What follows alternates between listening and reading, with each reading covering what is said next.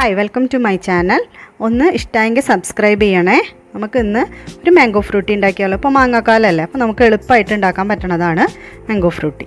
അതിന് 2 പഴുത്ത മാങ്ങ വേണം, ഒരു പച്ചമാങ്ങ വേണം, 1 ലിറ്റർ വെള്ളം, 1 കപ്പ് പഞ്ചസാര, സിട്രിക് ആസിഡ്. ഇത്രയാണ് വേണ്ടത്. ഇനി നമുക്ക് ഉണ്ടാക്കാൻ തുടങ്ങാം. അതിന് ആദ്യം മാങ്ങേനെ തൊലി കളഞ്ഞ് ചെറിയ കഷ്ണങ്ങളാക്കി നുറുക്കിയിട്ട് ഒന്ന് വേവിക്കാൻ വെക്കണം. ഞാൻ കുക്കറിലാണ് വേവിക്കാൻ വെക്കണത്. നിങ്ങൾക്ക് കുക്കറിൽ തന്നെ വേണമെന്നൊന്നുമില്ല, ഒരു പാത്രത്തിൽ എന്തിലെങ്കിലും വേവിക്കാൻ വെച്ചാലും കുഴപ്പമൊന്നുമില്ല. ഞാനത് കുക്കറിൽ വേവിക്കാൻ വെച്ചൊന്നു മാത്രം. ആവശ്യത്തിന് വെള്ളം ഒഴിക്കുക. നമ്മൾ അളന്ന് വെച്ചതിൽ നിന്ന് ഒരു കപ്പോ 1.5 കപ്പോ വെള്ളം എടുത്തിട്ട് ഒഴിക്കണം. ഈ കുക്കർ അടച്ച് നന്നായിട്ട് അതിനെ ഒന്ന് വേവിക്കണം. ഞാൻ ഒരു വിസിൽ വരുന്ന വരെയാണ് വേവിച്ചത്.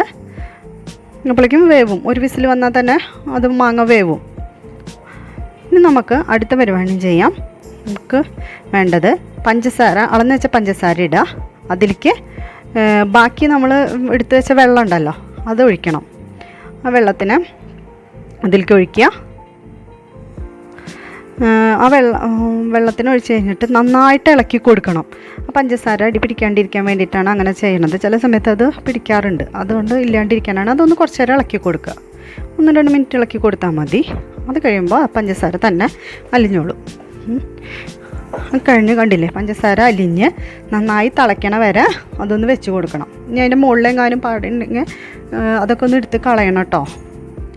ഇനി തീ ഓഫ് ചെയ്തിട്ട് തണുക്കാൻ വേണ്ടി വെക്കുക. അപ്പോഴേക്കും നമ്മുടെ മാങ്ങ വെന്തിട്ടുണ്ടാവും. അപ്പോൾ നമുക്കൊന്ന് മാങ്ങ നോക്കാം.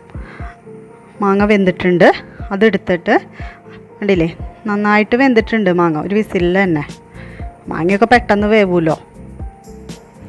നിങ്ങൾക്ക് കാണാൻ പറ്റുന്നുണ്ടാവും എന്നാണ് എനിക്ക് തോന്നുന്നത്. വെന്ത പോലെ കണ്ടില്ലേ, പച്ചമാങ്ങയും പഴുത്ത മാങ്ങയൊക്കെ ഒരേപോലെ ആയി വെന്തു. ഇനി അതിനെ നമുക്കൊന്ന് അരയ്ക്കണം. മിക്സിയുടെ ജാറിലേക്ക് ഇട്ട് അരയ്ക്കുക. ചൂടുണ്ടെങ്കിൽ ചൂടാറിയതിന് ശേഷം വേണം അരയ്ക്കാൻ. ചൂടോട് കൂടി അരച്ചാൽ ചിലപ്പോൾ അത് തെറിച്ച് വരും. നല്ല ചൂടാറിയിട്ട് പാകത്തിന് വെള്ളം ഒഴിച്ചിട്ട് വേണം അരയ്ക്കാൻ. ആ വേവിക്കടുത്ത വെള്ളം മതി.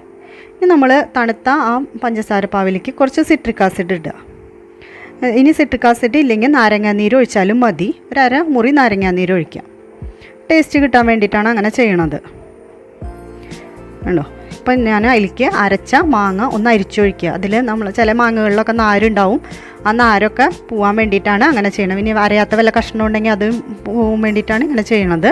എന്നിട്ട് നന്നായി അരിച്ചെടുക്കുക. നമ്മൾ വേവിക്കാൻ വെള്ളം എടുത്തിട്ടുണ്ടായിരുന്നല്ലോ, ആ വെള്ളത്തിൽ ബാക്കി ഉണ്ടെങ്കിൽ അത് ഒഴിക്കുക.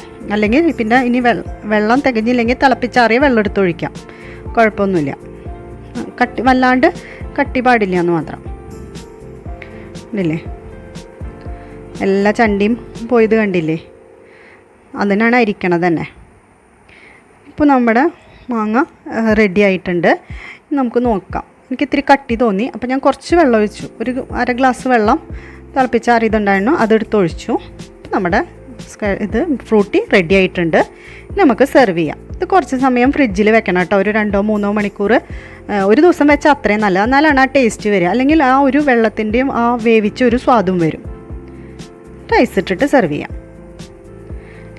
നിങ്ങൾക്ക് എൻ്റെ ഈ റെസിപ്പി ഇഷ്ടമായെങ്കിൽ ഒന്ന് ലൈക്കും ഷെയറും സബ്സ്ക്രൈബ് ചെയ്യണേ. സബ്സ്ക്രൈബ് ചെയ്യുമ്പോൾ ആ ബെൽ ബട്ടൺ ഒന്ന് അമർത്തണം. എന്നിട്ട് ഓൾ എന്നുള്ളത് അമർത്തിയാൽ മാത്രമേ ഞാനിനി ഇടണ വീഡിയോസ് കിട്ടുള്ളൂ. പിന്നെ thank you for watching. Take care. Bye bye.